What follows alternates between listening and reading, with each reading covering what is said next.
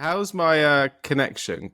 I got a new internet in yesterday, which they claim is faster. I've gone from 40 to 60 meg.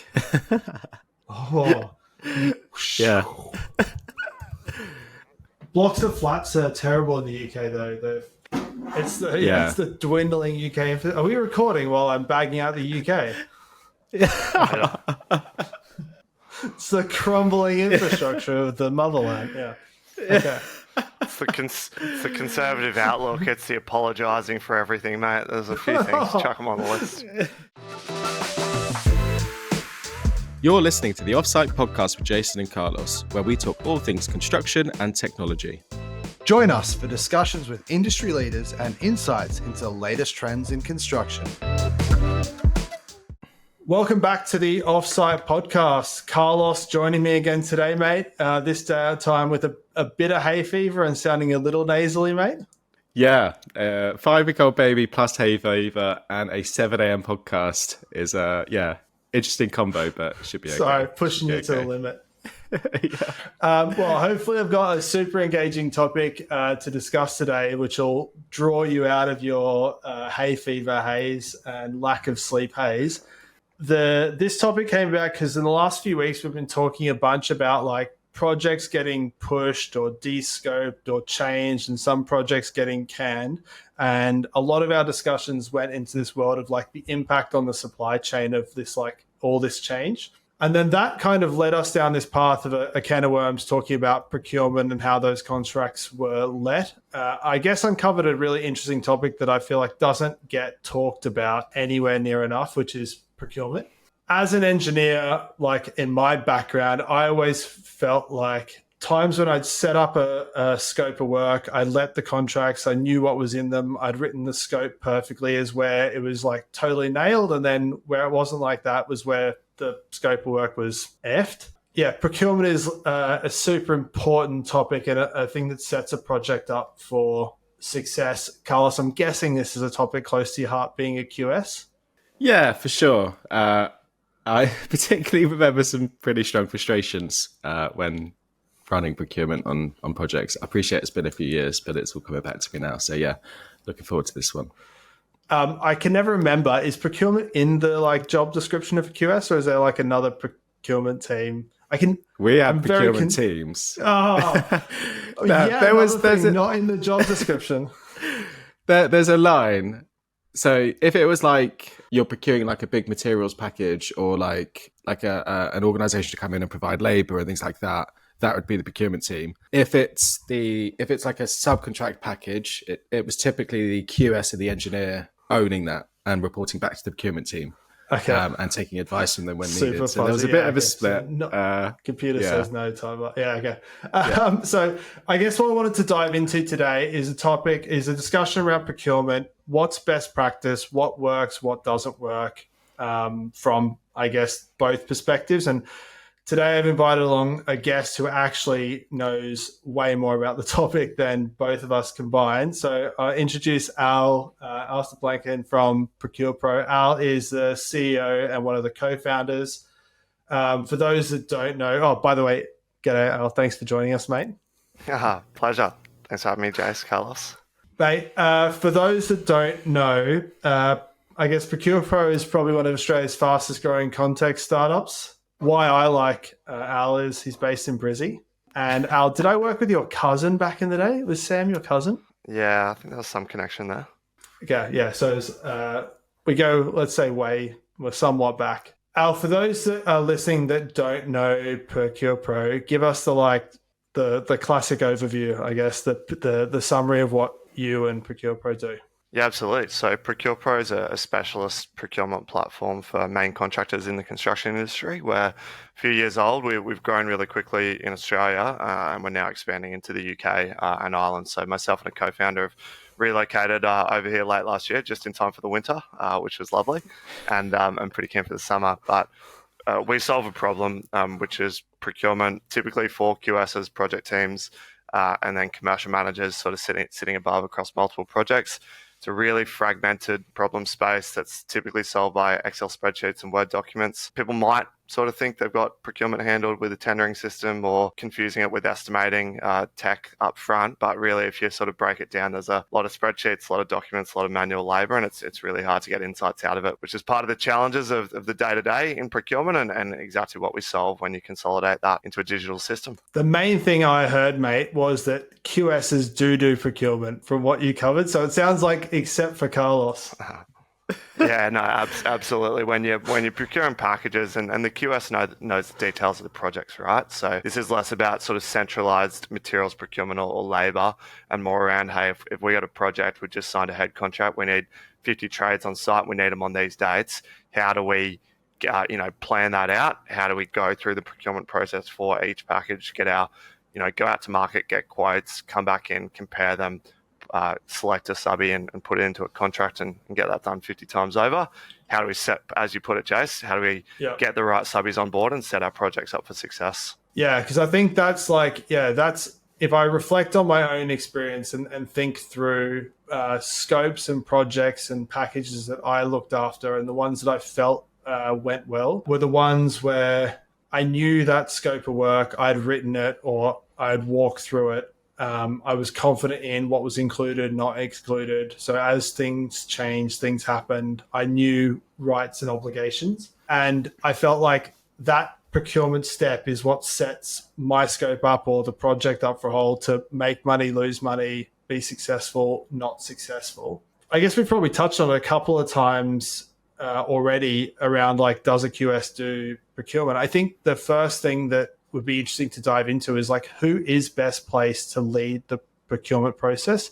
I guess in Oz, especially on infrastructure jobs, engineers do a lot of that legwork. It varies around the world from procurement teams to QSs.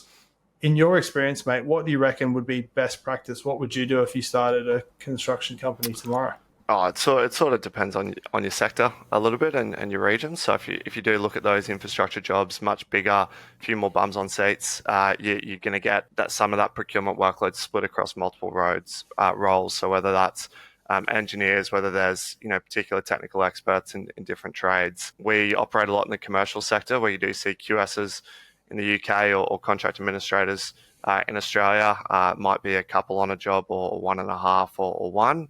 And then if you go sort of down further in the market, down to a say a fit out or a refurb company, you might not have those necessarily roles, and you might have project managers who are doing jobs in 6 or 8 weeks or doing a couple of jobs at a time, doing it all themselves. So it naturally sort of varies by sector, but I suppose that the common thematic to it all is construction is delivered by its supply chain. You've got to not just get the right subbies on board, but make sure that everyone's got a really good and clear understanding of the job. And that one of the funny challenges about procurement is because typically it all happens in a rush at the start of the job.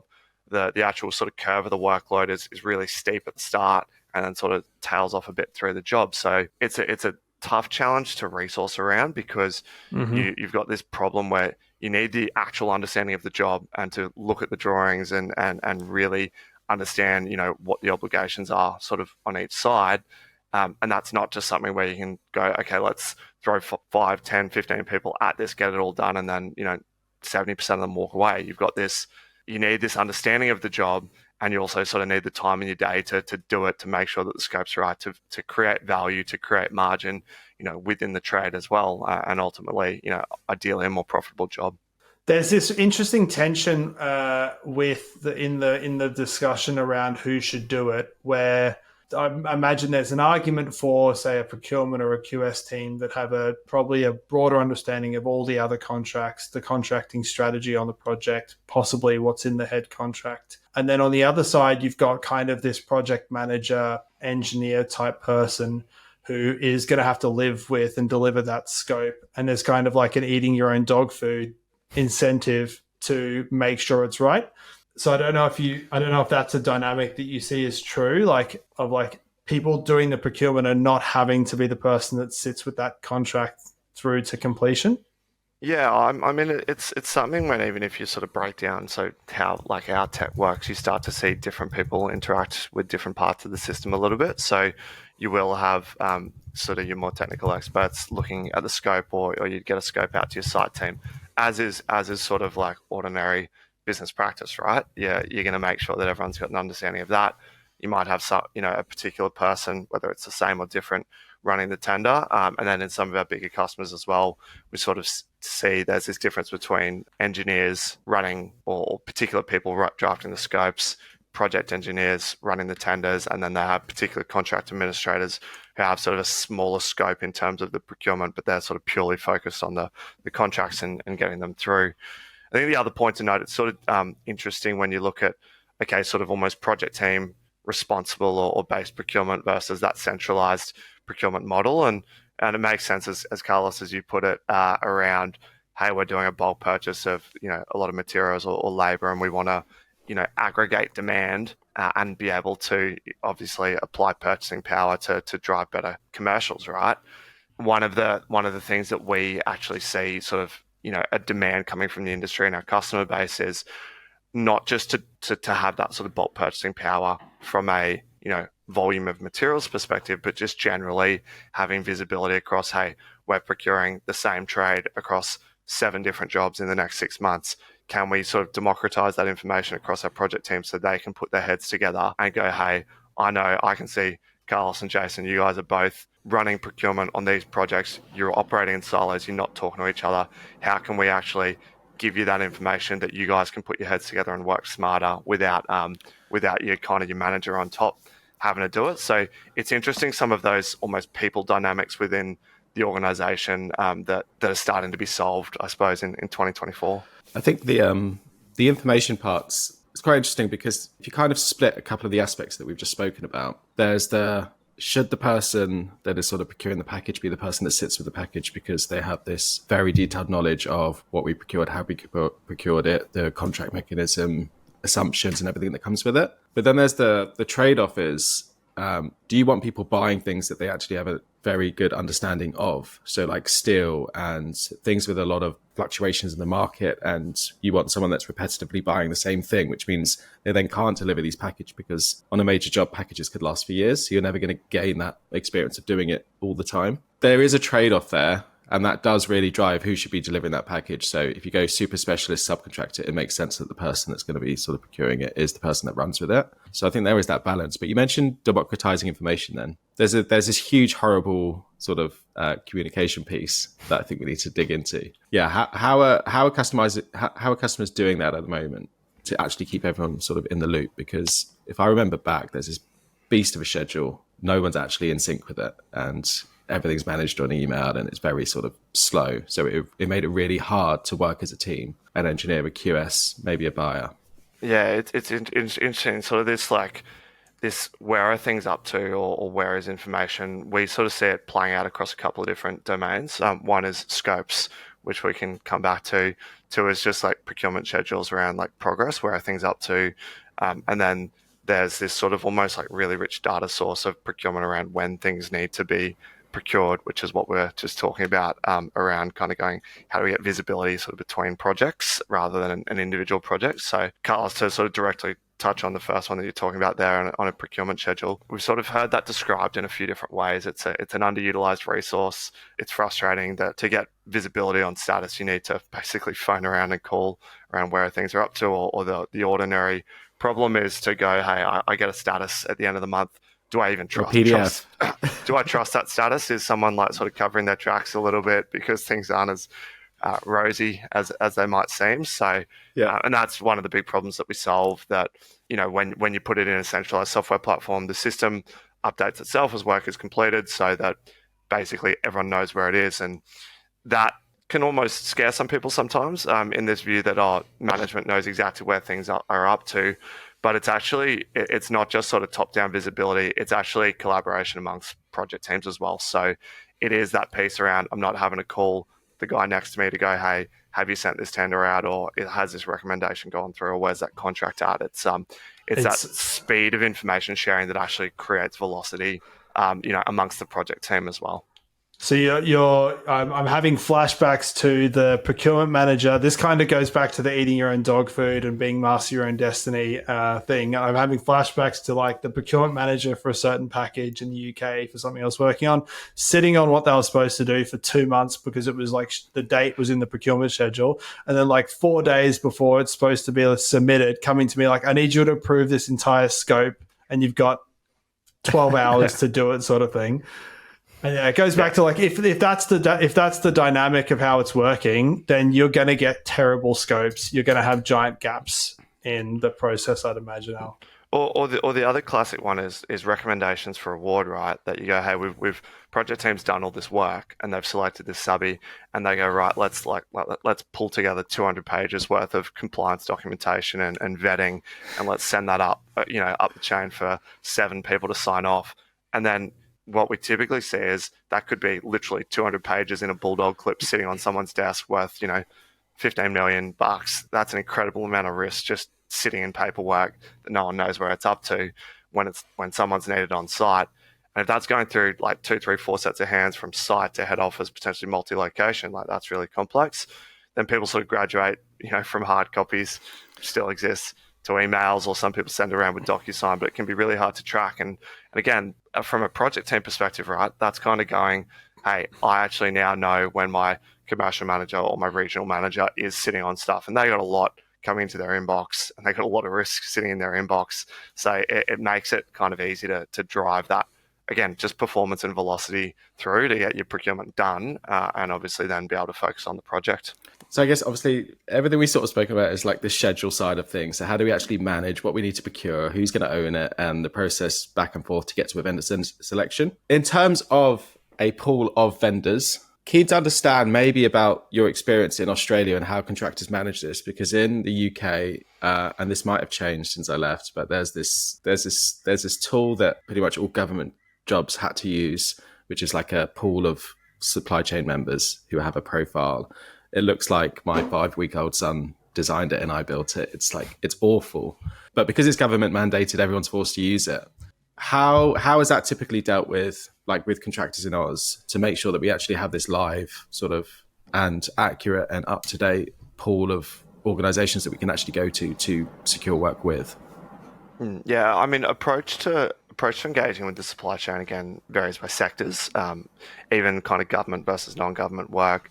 If you then think about a lot of government work can be infrastructure as well, and you do have this sort of hard requirement to only go out to pre-qualified vendors. And if it's so hard to get someone pre-qualified because it takes months, then you might not even bother going out and actually testing the rest of the supply chain around, can you get a better project outcome? Can you get better commercials? As you sort of go like down in scale, and you still might be talking about a commercial job that's 100 or 200 mil, you start to get this behavior of, hey, I know like my guys as a QS CA project manager, let's give them a call. They might not be on the supply chain register yet, which everyone has, but we'll go out, get a price, and if they're within striking distance, then we'll clean up the paperwork and sort of get them pushed through their pre-qual, and then down into sort of the lower end of the commercial sector or the fit out sector. No one does pre-quals, right? It's a lot more speed and price driven as opposed to compliance driven, just as a thematic based on the project sizes and sort of the level of risk that's kind of associated naturally based on those sort of jobs. So you see this sort of variance in approach. I think the commonality between the whole lot is access to information and usability, right? People want to know when they're making procurement decisions or when they're going out to tender, hey, who is this person? Who are the contacts? Are they pre-qualified / what projects have they worked on us previously? Are they tendering on multiple jobs with us at the moment? Are they working with jobs on us at the moment? And then if you can provide all that information easily, not in some spreadsheet or database that's, as you put, Carl, super like not user friendly, or maybe on a server drive that people don't go and look at, or on your internal intranet, or on an Excel spreadsheet that's how many thousand rows long. Do people use that information? Maybe not if it's not at their fingertips. Whereas if you then get that information, you can start to have better conversations, basically procure smarter and ideally faster. How much, though, are they actually looking at performance? So you mentioned there, like they might already be working on a bunch of jobs within your organization. that could actually be a bad thing because of capacity. They could be screwing up every job that they have for you, but no one at HQ knows because people don't report it back from site. So our contractors better now are actually actively monitoring performance. Because if I think back to the companies I worked at, there were these league tables of vendors with a score. I don't know how they updated them. And on site, you had to do those subby performance reviews, which is like how you're getting on is once a quarter. And you're already working with someone for 6 months. So you're pretty generous in feedback anyway, because you don't want to be too hard on the guy that you're working with. So yeah, how's that managed? Do they actually use actual performance, like contract growth and how delayed they were and those sorts of things? Yeah, so it's a pretty interesting problem space. So one sort of aspect of this is performance, i.e. ratings. Are we rating someone? Then the other one is the transferring of that information. Does it actually get transferred? Does it go anywhere? Do people use it? And then there's almost like the sort of decision point around, okay, well, people talk about these blacklists or brown lists, the sort of the unofficial blacklist around, hey, they've screwed up their jobs. And the amount of times, honestly, I've heard a main contractor say to us, hey, we were having a Barney with this subby on one job, or we're having issues with them, performance issues, whatever it is, and we've got another team 100 kilometers down the road who's literally just awarded them a package like on the same day. And the mechanism to transfer that information can be email. And it's like, okay, well, here's the list. Do people go and look at the list? Is it? And it comes back to controls. So what is the process that you're putting in place around, is there sort of a control, a blocker, or at least a surfacing of information at the right time that's really easy when everyone's got 1,000 things to do, that allows you to sort of, take note of that sort of red flag or amber flag going off. So in terms of the rating side of things, it's pretty interesting. So I've seen a lot of rating systems in my travels over the last few years. We're designing one at the moment, which we think is going to be way better for the industry. So where I've seen it in a lot of different forms. In Excel spreadsheets is probably the big one. I've seen main contractors try to build their own internal system. It doesn't typically link then to the procurement system, so you got to go and look for it. I think a lot of it actually does fall down in terms of usability. One of the really common things that we see is main contractor goes to build a rating system. You have to sort of go out of your way to rate, and therefore you don't get that much critical mass of ratings. Therefore, the ratings aren't particularly reliable. You get these huge biases towards, is someone, as you put, Carlos, mates with a subby versus, had issues. What time in the job did they rate them? Was it consistently on the way through? And you do see these like natural fluctuations, or did they rate them just after they, woke up on the wrong side of bed or had an issue or whatever that was. So you see these sort of natural imperfections in the information, which is natural, right? It's going to happen. Just construction. Yeah, exactly. Yeah.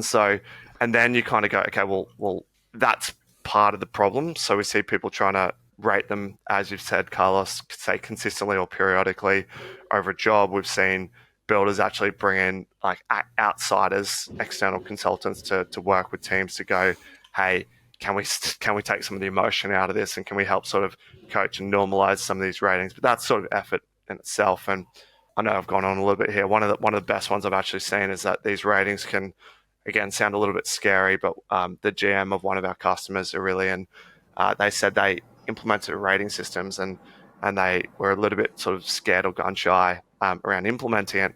And then the GM said the next week he had 10 meetings with the directors of the subcontractors coming in to talk about these ratings, because it was a really positive sort of step for the relationship, because they could talk about the ratings, they could talk about performance. Here's how we've actually gone. Here's where you could improve. But also some of the directors of these subbies didn't actually know how the project teams were performing. So there's lots of like little bits of complexity around problems, and sort of tying the information together, and the usability piece is sort of pretty critical around solving it and having meaningful impact for projects. Awesome. Yeah, I'm going to drag this conversation back up to the perspective of the project manager for a second.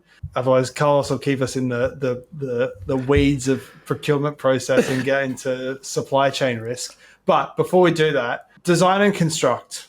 I go back and forward on this through conversations with people, and I don't even know where I land in what the way to solve this problem of. We start with some sort of scope that is loosely defined at the start. The main contractor might let the client might let to the main contractor this build a bridge or build a building with some parameters. And then at some point, we then commence this design process. And oftentimes through that design process, we're needing to procure in order to hit dates that we've signed up to in a contract. And so we're letting contracts based on a bunch of assumptions, design still progressing, things change. That can create some weird dynamics where you just have dog shit contracts that don't represent reality of what actually gets delivered a year later or 2 years later.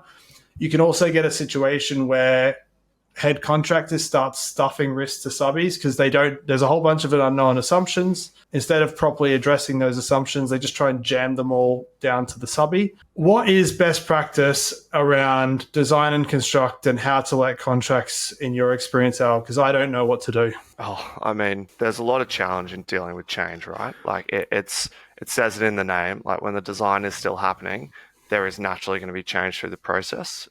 We see a lot more construct only talking to folks out of the US as well. But that comes with its own challenge. That do you fully optimize the design? If you have to if you have these really sort of clear, distinct phases, do you have to do it all up front and then build it all? And that takes longer. And there's obviously like the time cost of money when you're trying to finance this thing. So again, there's sort of natural trade-offs wherever you go.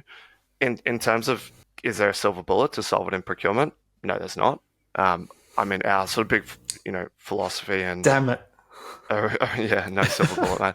Our big philosophy, like around what we're trying to do at ProcurePro, is just take the admin away, so you've actually got more time to focus on the details of what's being procured, to focus on the scope. One of the features that we've got in the system is around a scope of works library, and so that's all around centralization of basically really good scope content and know-how, so you can access the best practices of the organization, so that when you do your next scope, you're not making the same mistakes of projects gone by. And so we again, the soundbite that you hear from the industry is, we always make the same mistakes over and over. And when we were originally building this product, we had our co-founder who spent a decade at Hutchies in Oz at a commercial builder building high-rise residential towers, hotels, etc. And he's going, look, I had this scope gap that I learned a lesson, and the guy literally sitting right next to me made the same mistake, and he lost 50 grand on his job because we were sitting next to each other, but we hadn't shared every single lesson, that we could over my sort of construction experience. So there's ways that you can, say, improve scopes or improve clarity of pricing. The risk transfer side of things is obviously, a harder one, and maybe the better way to solve that is at a head contract level rather than at a subcontract level, and make them more collaborative rather than fixed price contracts. So it's a lot of that's a whole other podcast. Yeah. That is. Not but like, yeah, like if we double click into because I guess in my experience, when I led a contract that had a bunch of unknowns into it, the subbies that would tender it had this really annoying habit of asking good questions that I didn't know the answer to. And they would each ask them, in the classic spreadsheet or Word doc where they'd ask an answer and then they'd ask a question, then they'd get an answer. And the pattern then was you'd answer each one independently, which I don't know if that's industry standard. But yeah, is there a better solution in flagging those things as unknowns or assumptions, putting them as pots to the side? Like, is there a better way through that back and forth and assumption management? Carlos and I spoke to a project director at Kilnbridge, maybe in the UK, the other day on the pod a few weeks ago, Rupert, and we were talking about assumption management through design and construct. Do you see any pathway? Is there a better way to do it, Al, or is it just part of the beast? No, it's interesting, right? And it's all solvable. Like the assumption management stuff sounds great, and then it's kind of like, okay, how does it get done? Who does it? When does it get done? Do people have the bandwidth, and the time in their day to make it happen? Mm-hmm. And what number do you stick on it when you don't know what it is and all that sort of stuff? And maybe again, you don't get to the land of silver bullets and out of the gate, but you sort of go, hey, if we could start doing assumption management, and we do it as an individual organization, or you can start to, open source that, democratize it for the industry, and go, hey, here's sort of a standardized set of assumptions and risks that we need to consider. Maybe that improves the conversation around risk, and people find smart ways to price the risk or manage the risk. So there's ways that you can do that. We've sort of spoken about it in our own senses or through our own lens of going, hey, could we build an industry standard scope of works library? That's a really hard problem to solve. And the answer right now is like, we've got one that comes with our system. Could we build one for the industry? Probably not yet. We've got a lot of scope data flowing through our system. Can we start to run AI over that and sort of extract stuff out in time once you get this real sort of critical mass? Varies pretty significantly by sector. We've also got like structured pricing information around, those pricing schedules, inclusions and exclusions flowing through our system. So is there a way that, again, with critical mass of data, you can start to go, hey, system has seen all this stuff before, and we can actually tell you to go, there's missing scope from a sort of a contract scope perspective, there's a missing line item here. Does that need to actually go and look back at the drawings or at least prompting stuff, or there's an assumption here that you need to consider, and sort of prompting users, hey, have you thought about X, Y, Z? And then instead of just on a one-to-one basis, can you sort of flip that around and open source it for the industry? Like, there are industry standards in many, many things. How do you start to get that, more from a contracting perspective as well? So before I take the bait and go down the AI path, and I can see Carlos was about to ask a question, but really quickly, just out of my own interest, the idea of that like back and forth questioning process on a tender, and the idea that multiple parties can be asking the question, is the default behavior that you see that answers to one is an answer to all, or are people getting questions answered independently through a tender process? I mean, we see a bit of variance. Like, we sort of solve the problem that you can push messages pretty easily out to sort of all these subbies if you get one. Yep. We don't sort of automate it, so we give the user control around, do you want to share all that information? Sort of the RFI registers can be, again, a little bit project and sector dependent on whether a question one is a question or an answer to one is a question and an answer to all. So, it's kind of, we see it vary a fair bit there. Okay, before we jump into this AI hole that Jason's going to take us down, one more thing that I think, if I'm the project manager and I get given this subcontract package recommendation, that whether the QS or the engineer has done it, the thing that they look at, or you would assume they look at, is the comparison between three bids. If you're on a major scheme, those bids are going to be probably inflated. So it's really hard to know, is it actually value for money, rather than it's value for money because it's better than these other two bids that we have from the same sort of project, from the same scope. And you mentioned prompts there. Do many contractors provide like prompts on, actually that element of steel is awful compared to market rate, like by the ton? Like, are there those sorts of things that you can build in and say, actually, none of these are good value based on sort of some key aspects? So that's all where this is heading, right? So just to take a step back before that question, the practical day-to-day of commercial managers, QSs, project teams is like, I've got my head in spreadsheets and Word documents, and how do I save time? How do I focus on the job? How do I get visibility? And that's kind of almost the right now problems. As customers then start to get going in the system, they're like, wow, there's all this amazing like procurement data that we can utilize, where we want to take this platform. And again, we've got one of the richest sources, if not the richest source of construction pricing information, detailed construction pricing information flowing through our databases, right? So where this is all coming to is benchmarking and basically rates. So can we go, hey, I'm sitting in London, we're procuring steel right now, and I can see across 17 other jobs in the last month what the rates for steel was, and is this, are my pants being pulled down here? Is that kosher or is it not? And that's not just a product for a builder and a subby to interact on. It's about driving cost certainty for the industry based on real time market pricing, as opposed to what got written in the rates book 12 months ago and then COVID turns the world upside down, right? So it's about like having that dynamic access to information, and if you could do that and solve, again, no silver bullets, but increase pricing certainty for the industry, maybe that starts to trickle back up to the estimating side of things around what head contracts and estimates are priced at, and budgets become more accurate in the first place. I think you kind of said and I'm glad you did, kind of said the like quiet thing out loud of this idea of the data's flowing through the system that can be used for like a democratized benefit for the industry.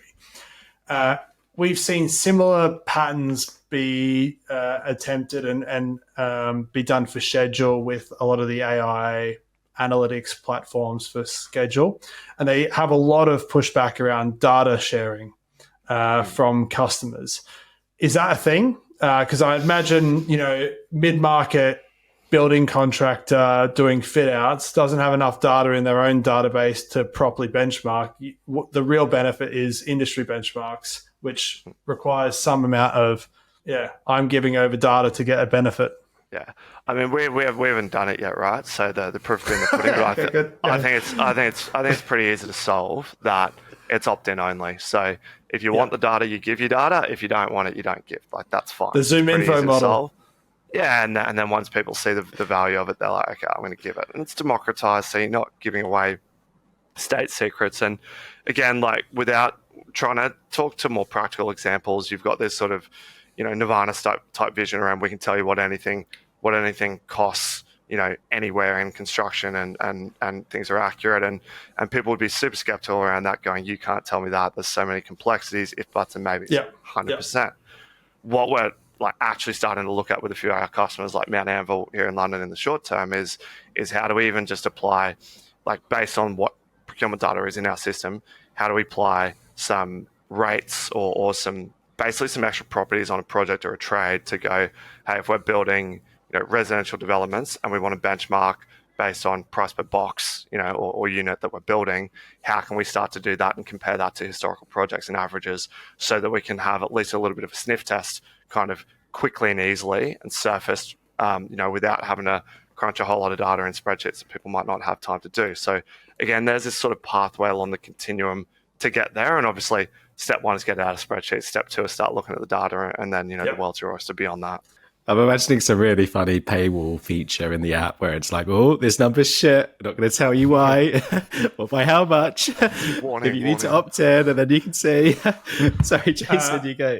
No, I'm just conscious of time, and I really wanted to take that angle and go down the AI path really briefly. Al, as you would know with your background as a lawyer, the world of lawyers is being tipped on its head through some of the things that can be done through language models. The scopes and contracts and stuff in procurement is basically the same problem to a degree. I can think of a million things. I'm picturing myself as a 25 or 6-year-old project engineer sat on a project trying to work out how to solve a problem of getting something done without spending more money. And we've got a head contract that's like 6 documents totaling 1,000 pages, subcontracts that are hundreds of pages, trying to understand, for example, like rights and obligations under each. There's just a million use cases for summarization across those documents. What do you see as like the biggest lift that can be delivered? Do you see that as a similar opportunity for the contracts and documents sat in the platform? And what do you see as the biggest lift? Yeah, I think scopes are super interesting. Like, I was sitting in Edinburgh on Friday talking to an Irish contractor who's we're talking about the image of our platform, and there's like 10 different parts on a flyer, and he just goes, see all those 9 things? I don't care about any of them apart from scopes. That's basically where you make or you lose your money. It's your bread and butter. You get that. Yep. You get that really right, you can make money. You get that wrong, you're just going to lose it hand over foot. And so obviously on the contractual side of things, just for a second, like, Document Crunch is a great tool that's out there, out of the US, that already does like a lot of that, contract interrogation. You can ask the system questions on what's in this, and it'll direct you there, as well as a bunch of other features. So that stuff's like right here and now. It exists.